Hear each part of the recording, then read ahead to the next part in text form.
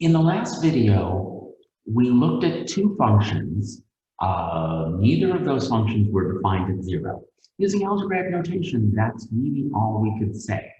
But by looking at tables of the functions, we realized that the two functions differed in the way that their output values varied when their input values were close to zero.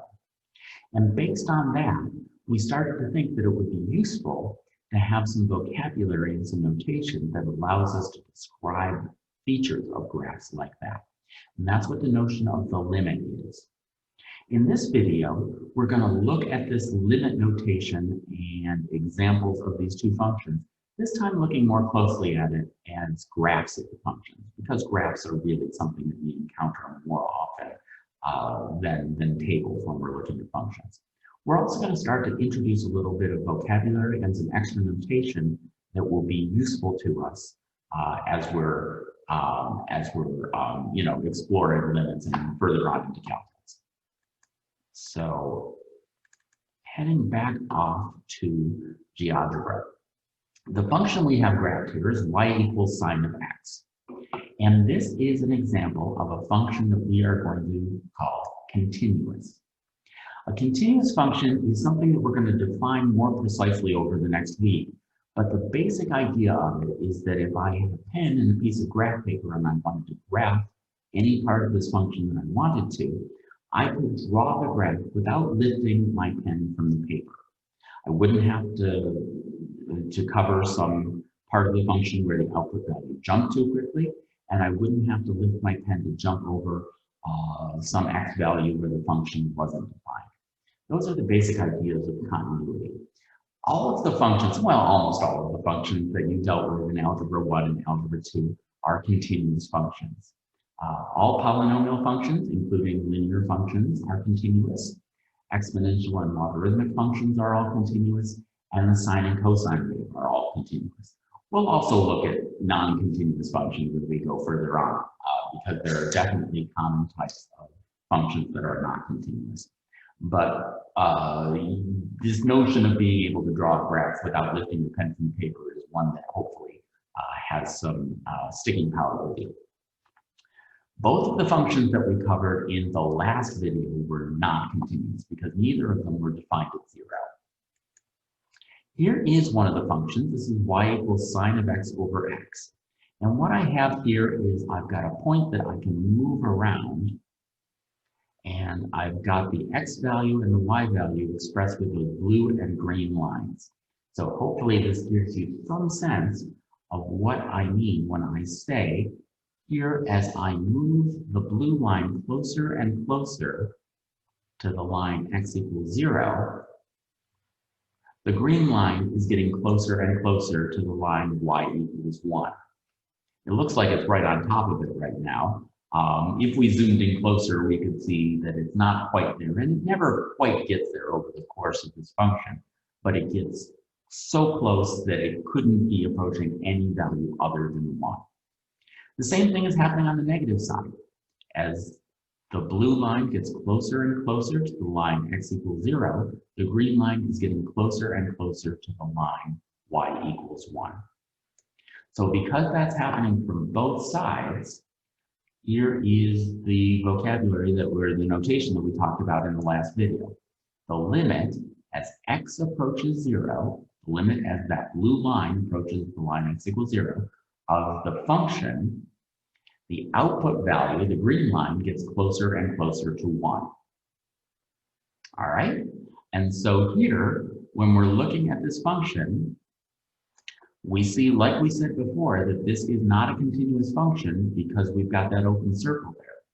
But in some sense, if we filled in that circle by saying, well, here's a function which is sine of x over x everywhere, but when x is equal to 0, we want to define the output as equal to 1, the function would look something like this. We would just kind of take that value away. And we could just kind of do it like that. And now we would have a continuous function. So because that's working the way it is, we're going to describe a situation like this as being a removable discontinuity.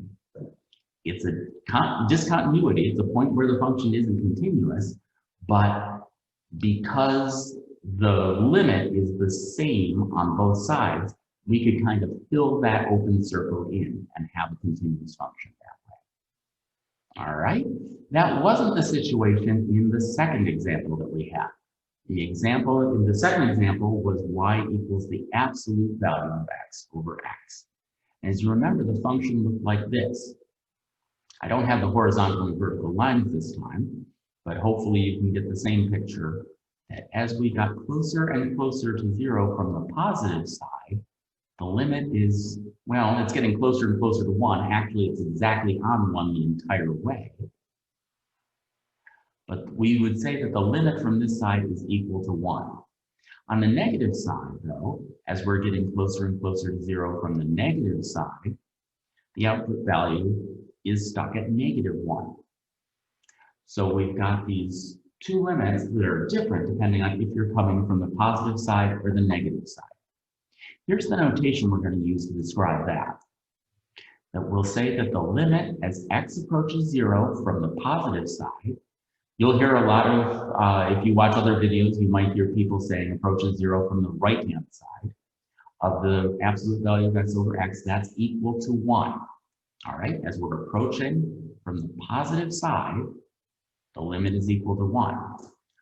By contrast, as we're approaching 0 from the negative side, the limit is equal to -1. So we're approaching -1. In fact, we're stuck on -1 the whole way, but that's just really, really good sense of approaching -1. Those two examples, approaching from the positive side and approaching from the negative side, we're going to refer to those as one-sided limits because we're only interested from that about whether we're approaching from the positive side or the negative side, or from the right-hand side or from the left-hand side, as some teachers would say. If you put them together, though, and we say, well, is there a limit of this function, a two-sided limit of this function as x approaches 0? The answer we came up with is no. There's no way we can assign a value at 0 that's going to cover that jump from -1 to +1. Nothing we do to this function at just the value of 0 is going to make this into a continuous function. So we're going to say that the limit as x approaches 0 of the absolute value over x does not exist. And we'll get very used quickly to abbreviating that as DNE, does not exist. So what we saw in the last case was a removable discontinuity. This time, the discontinuity, we're going to describe this as a jump discontinuity because the output value jumps really quickly from -1 to +1 as we cross from the negative to positive numbers near 0. So a jump discontinuity can't be repaired by filling in a single value at 0. This is a really important concept that we're going to get used to as we go further on in calculus. We're going to see that a lot of functions that we're really interested in at a point where the function is not defined, we're going to see that they turn out to be removable discontinuities. So in some sense, we can pretend that they're continuous functions, even though they're not defined at the point that we're most interested in.